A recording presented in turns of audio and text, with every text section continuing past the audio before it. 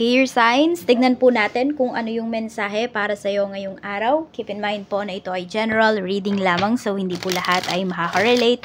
So be open-minded. Sa mga hindi pa po nakasubscribe dito sa ating channel, please subscribe na po kayo and pa-like na din po ng ating video.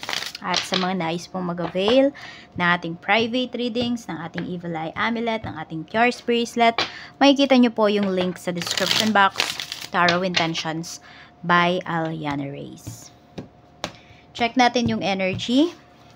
Meron tayo ditong 5 of Cups. May panghihinayang yung iba sa inyo. Ayan, may mga regrets po kayo. May mga bagay kayo dito na ginawa na pinagsisisihan ninyo. Meron kayong mga bagay na hindi ginawa na pinagsisisihan nyo rin po. So, piliin nyo na lang kung ano ba tong mga bagay na gagawin ninyo na alam nyo sa sarili ninyo na hindi nyo pagsisisihan. Saka nalulungkot kayo, we have Knight of Cups. Parang wala kayong gana ngayong araw, air signs. Parang gusto nyo na lang, nasa bahay lang, ganyan. Or kung yung iba naman sa inyo, kung sa bahay naman toxic, parang gusto nyo na lang hindi na umuwi ng bahay. We have 3 of Cups. Merong invitation or nalulungkot yung iba sa inyo kasi pwedeng meron dito, hindi kayo in-invite. Ayan po. Oo. May tampo yung iba sa inyo. May tampo kayo na nararamdaman. So, tignan po natin ano pa yung mensahe para sa iyo. We have Knight of Swords. Ayun nga lang. Talaga. Parang ngayong araw, wala kayong kalatoy-latoy. Wala kayong gana. We have the Chariot. Ayan. Kahit na parang napaka-exciting ng mga mangyayari sa life ninyo ngayon. Or sabihin natin, yung ibang tao, napapansin nila yung mga pagbabago sa life mo, yung mga magagandang pagbabago sa life mo, o yung mga nakapaligid sa'yo, pero ikaw parang hindi mo siya na-appreciate. Sa iba ka nakatingin. King of Cups, hindi mo mapakita, hindi mo maparamdam yung totoong nafe-feel mo. Hindi mo ma-express, ayan. So, black po yung heart chakra ng karamihan sa inyo. Tignan natin, pagdating naman po sa family, kamusta po ang ganap? We have Justice. May inaayos ba dito ng mga papeles towards your family? Ayan, basta mga legal papers to eh. We have the Emperor. Or hinihintay nyo na ayusin or na may mag-approve. Parang yung isang tao na to, siya na lang yung hinihintay nyo na pumirma. Yan, para matuloy ito kung ano man itong mga kailangang ayusin. Kaya lang hindi pala nakikipag-cooperate. So, pwedeng kapatid mo to, ganyan, o kaya relatives mo, isa sa mga relatives mo, ayaw niya makipag-cooperate? Or meron bang, ko dito, parang may iso-surgery yata. Ayan o, merong iso-surgery, pero parang ayaw pumirma. Yun yung nakikita ko dito sa energy natin. So, tignan pa po natin pagdating naman po sa mga kaibigan. Sa mga kaibigan naman, we have the Moon. Meron tayo ditong King of Pentacles. At mayroon tayo ditong 5 of Swords. Tingnan mo, may tinatago sa yung person mo. Hindi ko alam kung meron kayong karelasyon, ayan, or about din sa isa nyong kaibigan. So, may pagtatakip po na nangyayari dito. Parang binetray kayo ng kaibigan nyo. Oh. Yan yung pinapakita. May betrayal. Tapos, nako-confuse kayo. Kasi pwedeng walang gustong magsalita pagdating sa mga kaibigan mo. Parang nagtatakipan po sila, ganyan. Check natin pagdating naman sa kaperahan, we have Knight of Wands. Yun, hindi mag-pursue ba? Parang hindi mag-flow ng maganda yung finances mo kasi nga may hinihintay kayo dito. Di ko alam kung mana ba tong pinag-uusapan na to. Or ibebenta nyo yung namana ninyo para hindi na mag-away-away. Pwedeng pera na lang, peperahin na lang siya. Ayun o, hindi siya mangyari-yari. So, nahirapan po yung iba sa inyo, air signs, pagdating sa pera. We have the Sun, but do not lose hope. Okay? Baka makikipag-cooperate naman yan. Kung yan po yung inaasahan ninyo, ayan, maganda naman yung pinapakita. Siguro ngayon, nagmamatigas lang yan, pero lalambot din po ang puso niyan, ng taong yan. Check natin pagdating naman po sa, kung may mga binibenta dito, may nagbebenta ba ng mga properties dito, ng mga lupa, ng mga bahay. Tignan po natin sa sakyan, kahit ano man yung binibenta ninyo. Tignan po natin kung mabebenta na ba yan. We have the Devil, hindi pa mahihirapan kayo dito. Ayan. So, sabi ko nga, hindi pa. 'Diba? Pero, mabebenta nyo po yan. Tsaka mag-ingat kayo kasi baka mamaya yung makadeal ninyo dito, ayan, bogus buyer pala, ganyan.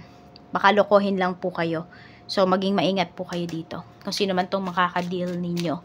Check po natin pagdating naman sa, ayan, sa trabaho naman. Pagdating po sa trabaho, we have 4 of Pentacles. Mukhang malapit nang matapos yung kontrata ng iba sa inyo. Page of Cups. Ayan, naghahanap na yung iba sa inyo ng bagong malilipatan. Yung iba naman po kung nag-apply po kayo ng work, makakatanggap na po kayo ng schedule. Ayan. Basta regarding to sa visa po ninyo, kung may mga inaayos man kayo dito, magiging okay na po yan. Sa mga nagbabalak mag-resign, we have 7 of Cups. Yung mga nagbabalak mag-resign dito, parang wala kayong concrete talaga na, ano ba, wala pa kayong concrete na plan. So, yan, parang nasa isipan nyo pa lang talaga yan. Tignan po natin pagdating naman sa negosyo.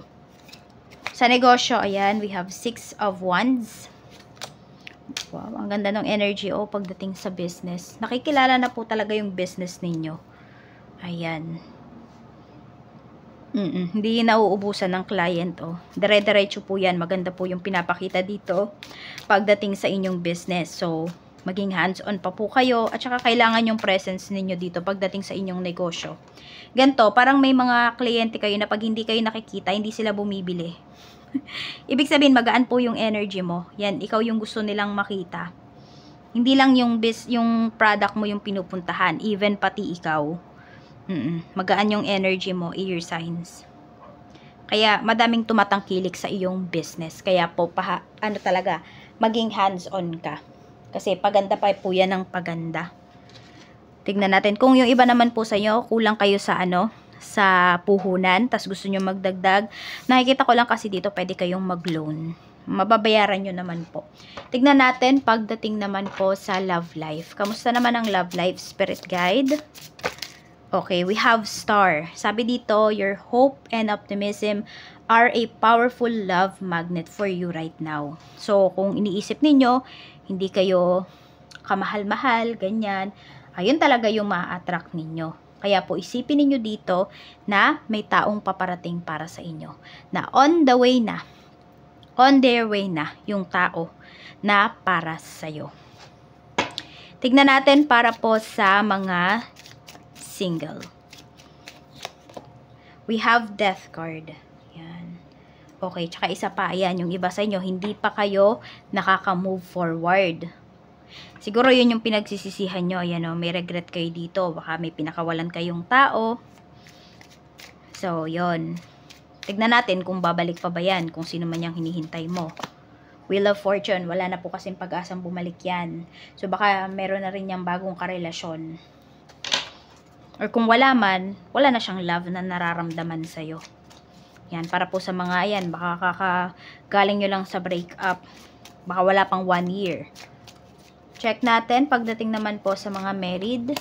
Sa mga married, we have 9 of Swords. Nag-overthink yung iba sa inyo. Sige, tingnan natin kung yung pinag-overthinkan mo ba, may basihan ba talaga yan. We have the Fool. Yung iba sa inyo, ayan, mag-ingat daw kayo sa mga iniisip ninyo kasi pwedeng ma-attract nyo talaga. Yung, di ba, wala naman talaga, pero isip ka kasi ng isip. Yun. Kaya mag-ingat po kayo. Ayan, black yung iyong yung intuition mo. Bakit? Kasi isip ka ng isip. Ibig sabihin, nag-overthink ka lang po. Ayan, nag-overthink ka lang. Tignan natin, pagdating naman po sa mga magkarelasyon.